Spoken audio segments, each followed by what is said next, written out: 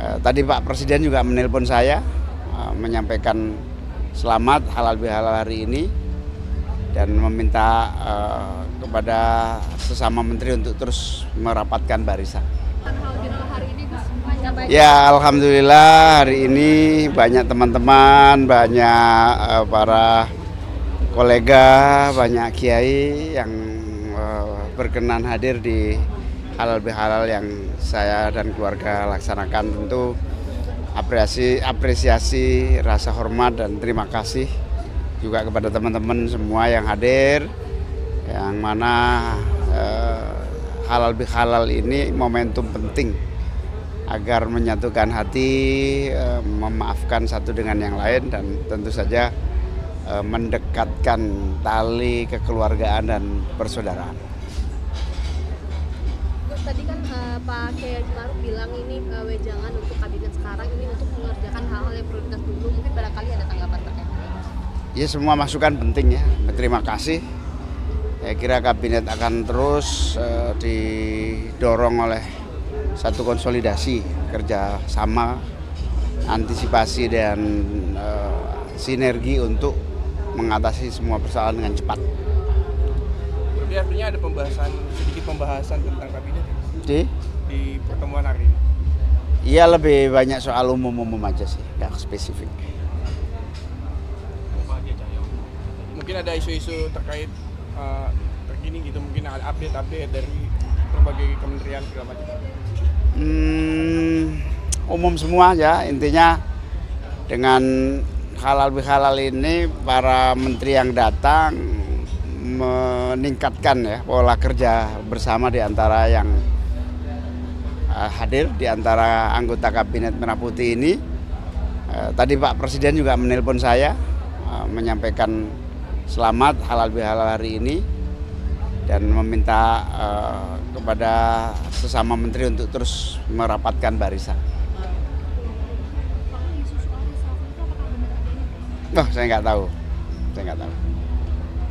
Ada pesan khusus sih tadi, mungkin kan sempat kontak Pak Presiden, Pak.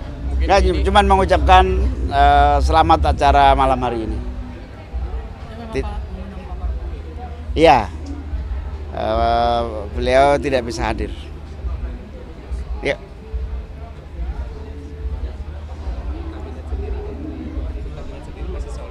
Saya nggak pernah dengar isu itu di internal pemerintahan, nggak ada. Ya, makasih ya, makasih semua. Saya kira ini Caimin mengatakan kita akan kalau kemarin itu di bulan Ramadan itu yang kita perbaiki hubungan kita dengan Allah, disambung. Nah sekarang disambung antara kita dengan kita manusia, silaturahim. Nah ini orang Indonesia paling pintar. Tidak ada di negara lain yang bisa membuat satu cara bersilaturahim yang efektif. Dua, satu halal bihalal. Itu nggak ada di negara lain. Itu untuk bersilaturahim. Kedua, mudik. Mudik itu kan silaturahim. Nggak ada di negara lain. Itu cara kita membangun hubungan silaturahim itu. Dan itu terus harus dibangun karena silaturahim itu kan menyambung kembali tali sesama saudara. Saudara seagama, saudara sebangsa, dan saudara sesama manusia itu. Rahim itu satu rahim, ya rahim ibu. Jadi semua kita ini dianggap satu rahim ibu, baik sebagai sesama Muslim, ukhuwah Islamiyah, sebagai bangsa, ukhuwah wataniyah, baik sebagai manusia. Karena kita semua dari Bapa yang satu, Ibu yang satu, Adam dan Hawa. Kan sebenarnya saudara semua itu. Saudara. Nah itu yang harus disambung terus. Karena itu tidak boleh ada konflik. Ya. Tapi jangan hanya formalistik. Hanya ketemu. Kenapa? Karena harus dihilangkan sekatnya, permusuhannya, dendamnya harus hilang. Dari mana itu? Hatinya. Jadi yang harus diperbaiki dalam silaturahim itu membersihkan kembali hatinya. Karena kalau hatinya tidak baik itu perilakunya tidak baik. Kalau ada orang cemberut, itu hatinya berarti tidak baik. Kalau ada orang ngomongnya sengak, itu berarti hatinya tidak baik. Karena itu kita mulai bersilaturahim, berhalal bihalal dengan membersihkan hati kita. Saya kira itu Ada suasananya di dalam, mungkin ada wejangan khusus kepada Kabinet saat ini. Iya. Ini kan Ada wejangan halal bihalal pertama. Ya, saya kira kita semua tahu bahwa situasi sekarang itu kan tidak baik-baik saja. Karena itu harus bekerja keras, harus bersatu, harus mengambil langkah-langkah yang terbaik, lebih mengutamakan yang mana yang harus prioritas yang didahulukan. Saya kira itu aja. Sebelumnya sempat ketemu Mas Gibran menteri di kabinet soal ke Solo dan menimbulkan isu ada beberapa menteri di kabinet soal ke Solo ke Pak Jokowi. Tapi ini kemudian muncul narasi munculnya dualisme kepemimpinan dan ini. Saya kira itu bagian dari harus diartikan sebagai dari silaturahim tadi dengan bekas presiden, dengan bekas wakil presiden, dengan yang lain-lain juga. Ini ancaman nggak jadi ancaman ke kepemimpinan Pak Prabowo nggak? Ya kalau hatinya bersih semua tidak ada ancaman. Hatinya kan dibersihkan dulu. Pak Nggak Yai ada ancaman. sempat ketemu Mas Gibran bahas apa Pak Yai? Ya silaturahim juga. Ya, Ada silaturahim. pesan yang disampaikan ke Mas Gibran nggak Pak Yai kemarin? Ya ngobrol biasa lah. Harus saya sebagai orang lebih tua tentu memberikan banyak hal pengalaman saja. Saya kira terima kasih. Jadi soal rencana evakuasi Mungkin soal relokasi, wacana relokasi warga Palestina mungkin ada tanggapan.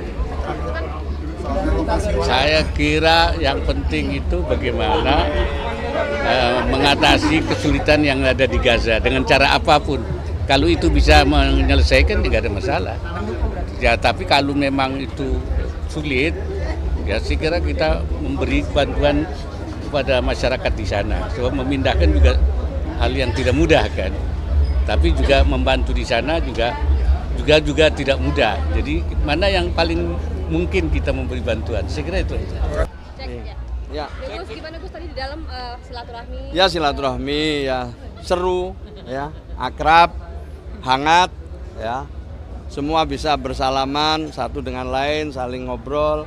Ada Mas Ahmad Dhani, ada Raffi Ahmad, ada Mbak Mulan. Jadi tambah seru. Sekarang ada beberapa teman-teman yang menyumbangkan lagunya. Kalau saya juga menyumbangkan lagu dalam arti bikin lagu sumbang. Ya, jadi itu. Selain halal bihalal mungkin ada sedikit pembicaraan tentang mungkin struktur negara segala semacam. Kalau secara khusus saya enggak ya. Saya lihat semua saling bicara dan saya lihat akrab itu aja. Yang saya lihat itu bahwa semua tamu yang hadir bisa diterima dengan baik oleh Pak Muhaimin ya dan keluarga. Kemudian semua bisa berbincang-bincang secara khusus ya, satu persatu ya. Tentu ada yang sambil berdiri sambil duduk. Saya sendiri tentu bersilaturahim ya, tanya kabar sedikit. Soal urusan kantor nanti dibicarakan pada hari-hari berikutnya. Gitu. Berarti nggak ada khusus untuk program-program antar? Tidak ada. Yang menyampaikan sambutan hanya tunggal Pak Muhaimin Iskandar selaku tuan rumah menyampaikan selamat datang, terima kasih dan sekaligus mohon maaf itu aja. Selebihnya ya perbincangan yang hangat itu tadi. Kerjaan berarti segala macam. Belum sampai di sana. Tapi memang setiap tamu bisa bicara secara khusus dengan Pak Muhaimin satu persatu gitu. Semangatnya soal lebaran ini nanti kabinet kedepannya akan gimana mungkin barangkali? Ya tidak hanya soal lebaran, pada saat hari libur pun kabinet kerja dengan baik gitu. Semua saya lihat ya anggota kabinet bekerja meskipun di hari libur. Ya. Soal reshuffle gimana? Soal reshuffle saya nggak pernah dengar itu ya. Ya. Ya kalau itu belum ada, cuman kita tentu siap-siap ya, diajak oleh Mensesnek untuk siap-siap, siapa tahu nanti ada arahan dari presiden, itu aja. Nah tentu Kementerian Sosial punya beberapa fasilitas ya, kalau toh itu misalnya nanti ada arahan yang bisa digunakan untuk evakuasi warga Gaza. Itu pun semua amat tergantung pada arahan presiden. Untuk kotanya katanya udah disiapkan Mas? Maksudnya? Kota yang akan dituju. Ya salah satunya, bukan di sana, salah satunya yang kita persiapkan itu di Pangkal Pinang. Terus soal rencana pemberian pahlawan kepada pahlawan nasional kepada Pak Oh, pahlawan nasional. Ya nanti kita sedang proses, tentu awalnya adalah masukan dari gubernur. Gubernur mendapatkan masukan dari bupati, wali kota, yang sebelumnya bupati, wali kota itu adalah masukan dari masyarakat lewat seminar dan lain sebagainya. Setelah seminar selesai, ada sejarawannya, ada tokoh-tokoh setempat, ya, dan juga narasumber lain yang berkaitan dengan salah seorang tokoh yang diusulkan jadi pahlawan nasional. Setelah itu nanti prosesnya naik ke atas ke gubernur, ada seminar lagi, setelah itu baru ke kami. Nah, di Kementerian Sosial nanti lewat Dirjen Pemberdayaan Sosial kita membuat tim, yang timnya juga terdiri dari berbagai pihak, ada akademisi, ada sejarawan, ada tokoh-tokoh agama, ada tokoh-tokoh masyarakat, membahas usulan-usulan dari gubernur-gubernur dari berbagai gubernur seluruh Indonesia. Nah, setelah itu nanti kita matangkan, saya akan mendiskusikan, memfinalisasi, kami tanda tangani, langsung kita kirim ke Dewan Gelar. Terus terkait dengan ada dinamika terkait dengan penolakan usulan pahlawan buat Pak Soeharto. Ya, tentu kita semua dengar ya, ini bagian dari proses, semua kita dengar, kita ikuti. Usulan dari masyarakat juga kita ikuti, normatifnya juga kita lalui. Kalau kemudian ada kritik, ada saran, tentu kami dengarkan. Terus update sekolah rakyat sudah berapa data yang disetorkan dari data? Ya, sekarang ini yang sudah siap tentu 53 titik. Ada lagi survei 80 titik yang saya tidak tahu nanti dari 80 titik itu ada berapa titik yang bisa dimulai tahun ini pula. Jadi yang bisa di tahun yang sudah pasti yang bisa dimulai tahun ini adalah 53 titik. Sementara 80 lagi masih sedang disurvei oleh Kementerian Pekerjaan Umum. Tetapi yang mengajukan secara keseluruhan baik itu revitalisasi gedung maupun juga lahan di atas 6 hektar udah lebih dari 280 kabupaten kota dan provinsi yang mengajukan. Dalam skala persen kira-kira berapa persen Gus terkait dengan persiapan sekolah rakyat itu? Kalau untuk yang 53 itu sudah 80-an persen. Ya, kira-kira 70 sampai 80%, tinggal sekarang rekrutmen siswanya. Untuk rekrutmen kepala sekolah sudah dimulai.